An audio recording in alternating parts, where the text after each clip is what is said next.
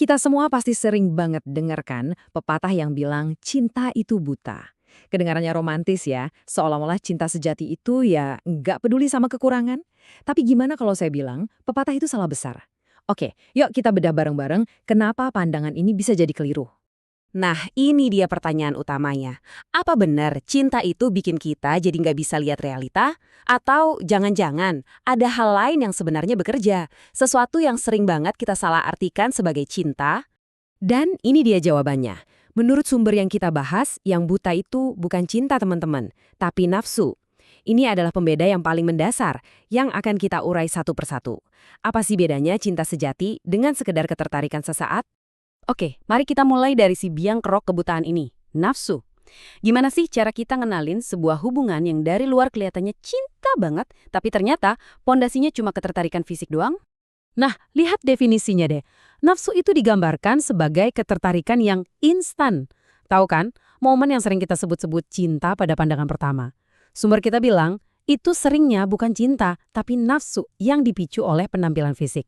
Bahayanya apa? Bahaya banget kalau kita membangun seluruh hubungan di atas fondasi yang serapuh ini. Jadi gimana cara kita tahu? Coba perhatiin tanda-tandanya.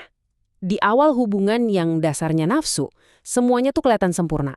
Kenapa? Ya karena dua-duanya jaim, sama-sama nyembunyiin sifat jeleknya. Ketidakcocokan yang sebenarnya kelihatan jelas pun diabaikan aja. Fokus utamanya ya cuma penampilan, cuma fisik. Bahkan kalau ada kekurangan yang kelihatan, sikapnya cenderung ya udahlah terima aja. Nggak ada niat tulus buat sama-sama jadi lebih baik. Dan inilah saatnya bom waktu itu meledak. Topeng kesempurnaan itu nggak mungkin bisa bertahan selamanya kan? Pelan-pelan sifat asli mulai keluar, karakter yang disembunyikan jadi masalah, dan tiba-tiba mereka sadar, loh kok kita nggak secocok yang dikira ya?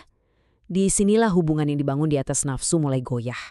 Sekarang, yuk kita pindah ke sisi sebaliknya, cinta sejati, atau yang disebut di sini cinta kasih.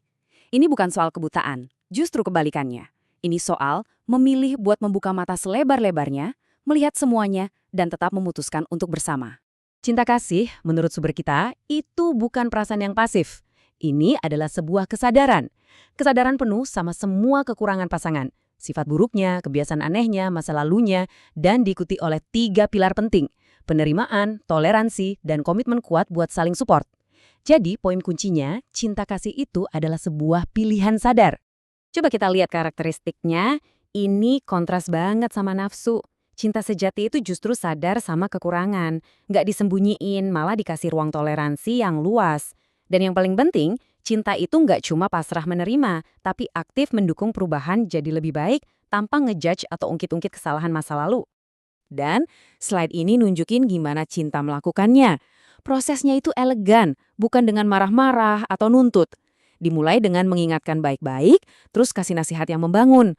Lalu, ini yang krusial, kasih ruang buat pasangan sadar sendiri, biar perubahan itu datangnya dari dalam hati, bukan karena paksaan.